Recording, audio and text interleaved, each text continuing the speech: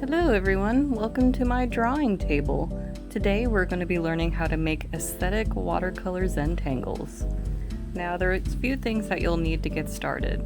You'll need a thick piece of paper. Any paper will really work for this, but it's better if you have a thick piece of paper. If your paper is kind of on the thin side, it'll probably warp a little and get a little wrinkly from the water. You will also need some cups of water. I just have these little jars on hand. And you'll need some watercolor. Now, if you do not have watercolor at home, you can maybe try to use some food coloring or some ink if you have it. If you have some markers at home too, you can soak them into some water to make the water colorful. But I'm gonna make mine pre-mixed. In the classroom, we're gonna have what's called liquid watercolor, so it's already mixed in with water and so it's ready to go. What I'm gonna show you is how to quickly make a color mixture. Now, if you're making your own color mixture, you're gonna wanna make sure that it's pretty dark, because it might look dark, but once you start to pour it onto the paper, it's gonna get a lot lighter. So say for instance, this looks pretty dark here in the cup, but if I were to go ahead and pour this on my paper, it wouldn't really be that dark. It would turn into a really light purple. If you have a set of watercolors at home, it can be just like some really cheap Crayolas. You can play around with what colors you mix together to make a cool custom color, or you can just use whatever colors that you have on hand. But you'll want your mixture to be probably about that dark. About medium to dark on the value scale would probably be a good color to go for. I'm gonna go ahead and real quick make a couple of other colors and I'll be right back. Okie dokie, now that I have all of my lovely colors mixed in this lovely analogous color scheme, I'm just about ready to get started with my watercolor pour. Ooh.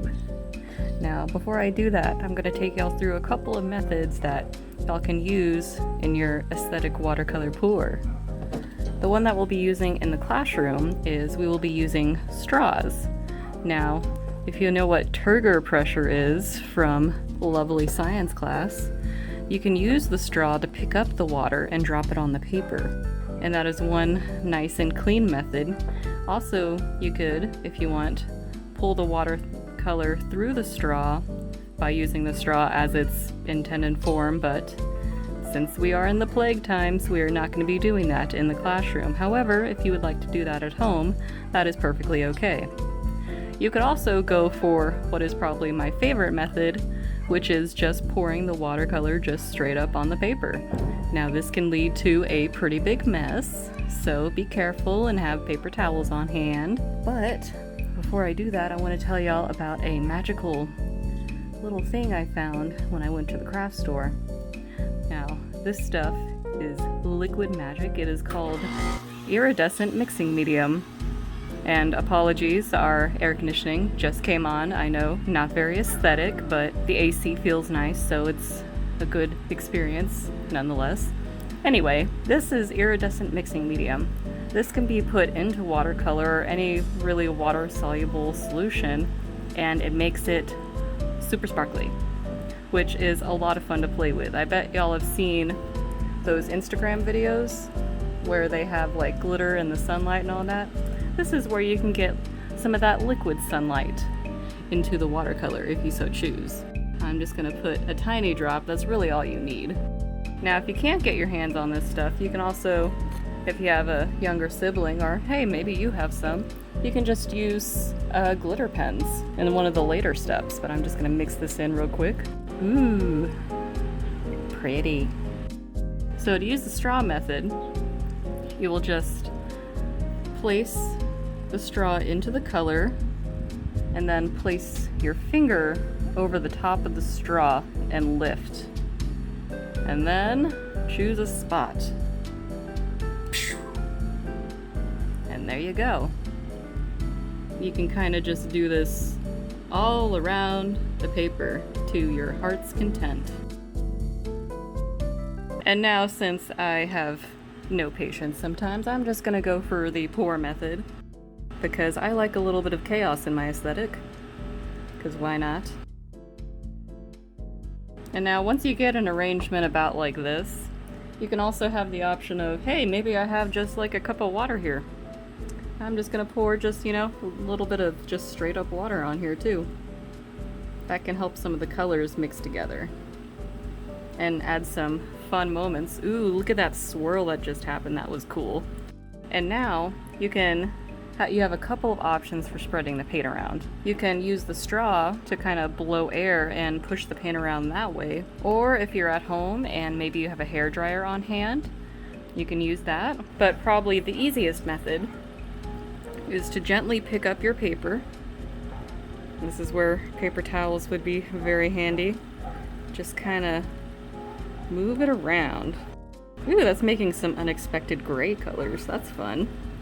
It makes a little bit of a mess, but you know, art's a little bit of a mess, and that's okay. Whoops. Maybe I'll just sprinkle some from on the table onto here. You know, just play around some. It's all in good fun.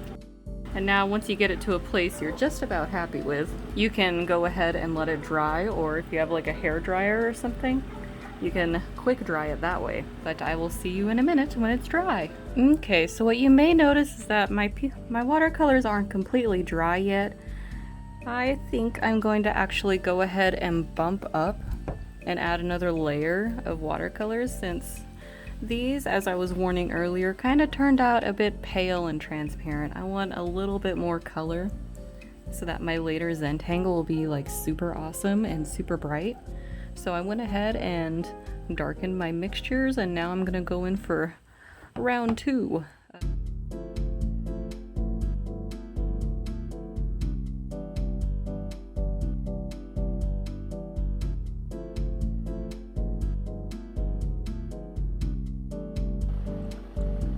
Hey guys, so here we are again back at the drawing board, a different one this time, but here we are going to get started on our lovely Zentangles.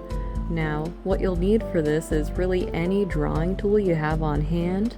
You can use pens, pencils, markers, highlighters, whatever you have, and make some really interesting lines. Now, to get started, you can see what I'm doing here is filling in some of the shapes that are around the watercolor pores that I see. That's one method to get started. You can also try outlining certain shapes that you see, or one of my favorite ways to get some fun Zentangle action in here is to look for shapes in the watercolor itself. As you can see here, I found quite a few eyeball shapes in my Zentangle. I just felt like my paper was staring at me as I was staring at it. But anyway, there's really no right or wrong way to fill these in, just like the sketchbook assignment that y'all have done with the practice Zentangles. Y'all are just kind of going with the flow and filling in with different patterns that you like or see. And you can also like fill in different areas with solid color and add some really deep contrast, like you can see me doing here with these big areas of black marker. But you can also, with like really cool effect, you can go over any areas that you mark with like a dark color with something like a gel pen. I'm using a silver gel pen, and you can add more dimension by layering different mediums like colored pencils and pens over each other. It creates some really interesting effects that are really fun to look at, and they're really fun to make. But if you ever get stuck through this process and you're like, I don't really know what kind of a pattern I want to make next, we have some resources on the Canvas page for y'all to look at and get some inspiration from.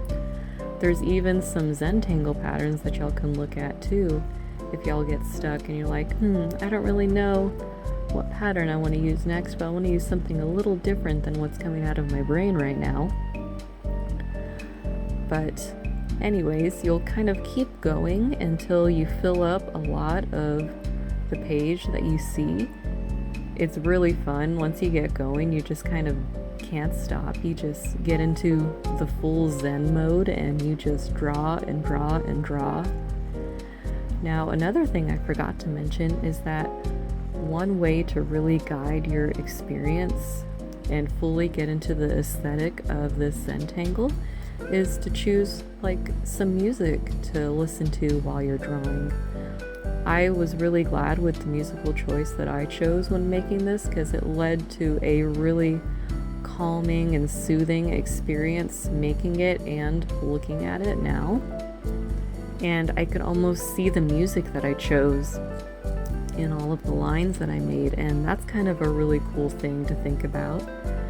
Linking back to the aesthetic experiences that we've been talking about the past couple weeks, this is one way that sometimes artists use to capture that aesthetic experience, is to put themselves into that mode of thinking to guide their art making.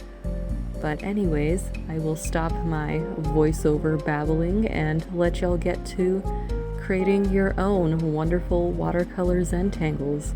I really look forward to seeing them, and I bet they're going to be super amazing, and they're all going to be so unique.